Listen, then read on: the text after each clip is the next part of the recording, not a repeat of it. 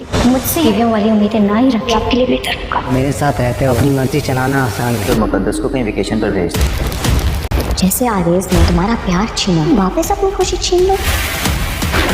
Hello friend, माज और एमन तो अपनी ज़िंदगी में बहुत खुश हैं, मगर माज मुकद्दस की शादी आरेज से होने पर खुश नहीं है, क्योंकि वो जानता है कि आरेज ने हमेशा इन दोनों बहन भाइयों से नफरत ही की है। और अब तो आरेज के साथ मुकद्दस की शादी होने से इसे खुली छूट मिल चुकी थी। वो जो चाहे इसे सुलूक कर सकता था, इसलिए वो मुकद्दस की तरफ से परेशान होगा। मुकद्दस की इस तरह अचानक आरेज से शादी के फैसले पर वो अब तक हैरान था, मगर वो नहीं जानता था कि मुकद्दस ने आरेज से शादी सिर्फ इसलिए की थी ताकि वो अपने साथ होने वाली ज्यादतियों का बदला आरेज से ले सके। मुकद्दस आरेज को किसी भी सूरत में अपना शौहर मानने के लिए तैयार नहीं और ना ही वो इसे कोई अहमियत देना चाहती है।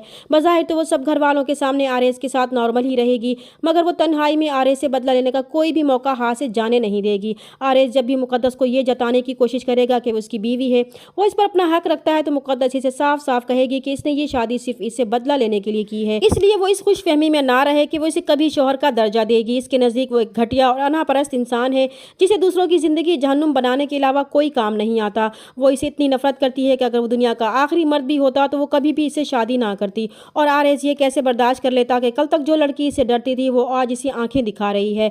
इसलिए वो इस पर अपना रौब डालने के लिए इसे अपने काम करवाने की कोशिश करेगा, तो मुकद्दस इसे कहेगी कि वो उसकी गुलाम नहीं है, और इससे तो वो बीवियों वाली फरमाबरदारी की तवक्को ना ही रखे तो बेहतर है। तब आरेज इसकी बातों से और भी तप जाएगा और अपना गुस्सा मुकद्दस का फोन छीन कर निकालेगा, और मुकद्दस फिर से इसके आगे बेबस हो जाएगी। इधर माज चाहता है कि इसकी बहन खुश रहे। वो देख चुका था कि मुकद्दस खुश नजर आने की कोशिश करती है, मगर वो खुश नहीं है।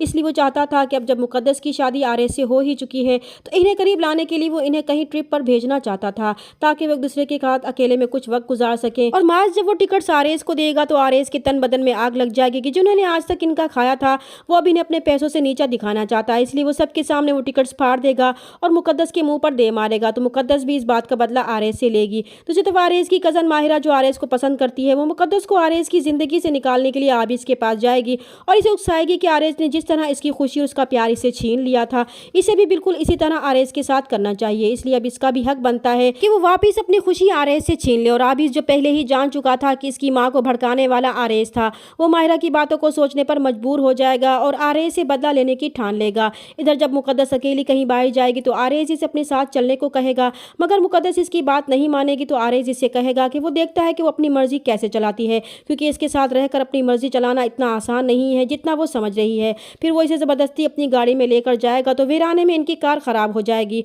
और यहीं पर आबिस अपने गुंडे भेजकर मुकद्दस को अगवा करने की कोशिश करेगा, तो आरेज गुंडों से लड़ेगा। तो लड़ाई के दौरान आरेज को गोली लग जाएगी, जिससे आरेज जख्मी हो जाएगा और मुकद्दस इस अचानक सूरत-ए-हाल से घबरा जाएगी। तब गुंडे वहां से भाग जाएंगे और मुकद्दस ही आरेज को हॉस्पिटल लेकर जाएगी। चैनल पर नए हैं तो प्लीज चैनल को सब्सक्राइब कर दें। मिलते हैं नेक्स्ट वीडियो में, तब तक के लिए अल्लाह हाफिज।